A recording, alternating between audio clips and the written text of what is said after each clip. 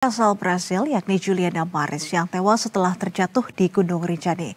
Ini telah selesai diotopsi. Juliana diketahui hanya mampu bertahan selama 20 menit setelah terjatuh ke jurang Rinjani.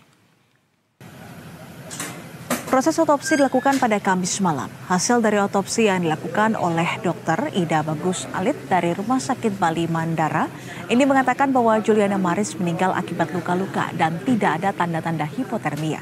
Ia mengatakan korban meninggal karena benda tumpul dan kerusakan organ dalam.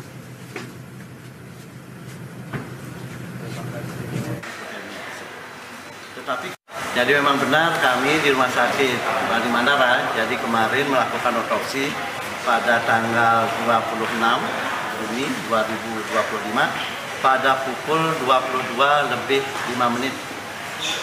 Kami melakukan pemeriksaan luar dan kemudian otopsi.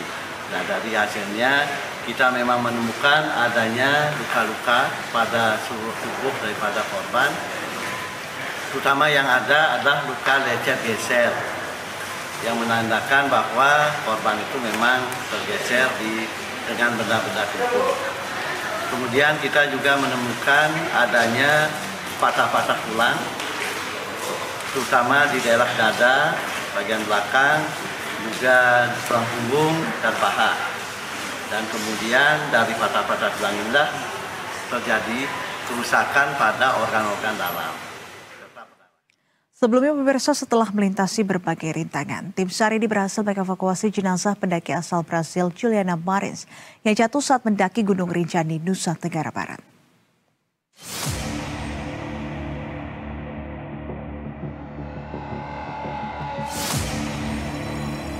Proses evakuasi jenazah warga negara Brasil Juliana Maris yang jatuh ke jurang sedalam 600 meter di kawasan Gunung Rinjani, Nusa Tenggara Barat berlangsung penuh tantangan. Tim SAR gabungan harus berjibaku selama 5 hari di medan ekstrim, disertai cuaca buruk dan keterbatasan alat evakuasi vertikal. Pada opsi pertama, tim SAR telah menyiapkan evakuasi menggunakan helikopter. Namun kondisi cuaca yang berkabut tebal disertai hujan dan angin kencang membuat opsi tersebut tidak mungkin dilaksanakan. Tim akhirnya menggunakan metode evakuasi darat dengan tandu. Jenazah Juliana harus ditarik dari dasar jurang ke jalur pendakian utama, lalu ditandu sejauh beberapa kilometer melalui jalur ekstrim. Tim evakuasi harus berjalan di jalur sempit, licin, dan berbatu. Mereka juga menghadapi potensi longsor serta minimnya visibilitas. Proses ini dilakukan secara estafet dan bergantian dengan personel dari berbagai unsur bahu-membahu menempuh rute menuju titik aman. Tak hanya itu, 4 anggota tim SAR bahkan terpaksa bermalam di lokasi jenazah ditemukan. Mereka tiba di titik jatuhnya korban pada malam hari sehingga tidak memungkinkan langsung mengevakuasi karena medan di kawasan jurang Rinjani sangat berat. Kontur tanah berpasir dan berbatu membuat proses evakuasi sangat beresiko. Jenazah Juliana akhirnya berhasil diangkat dari dasar jurang kawasan Cemara Nunggal jalur pendakian menuju puncak Rinjani pada Rabu 25 Juni pukul 13.51 WITA. Proses pengangkatan dilakukan menggunakan sistem vertical lifting dengan bantuan puli dan tali yang disambung secara bertahap. Jenazah korban selanjutnya ditandu menyusuri rute pendakian menuju posko Sembalun.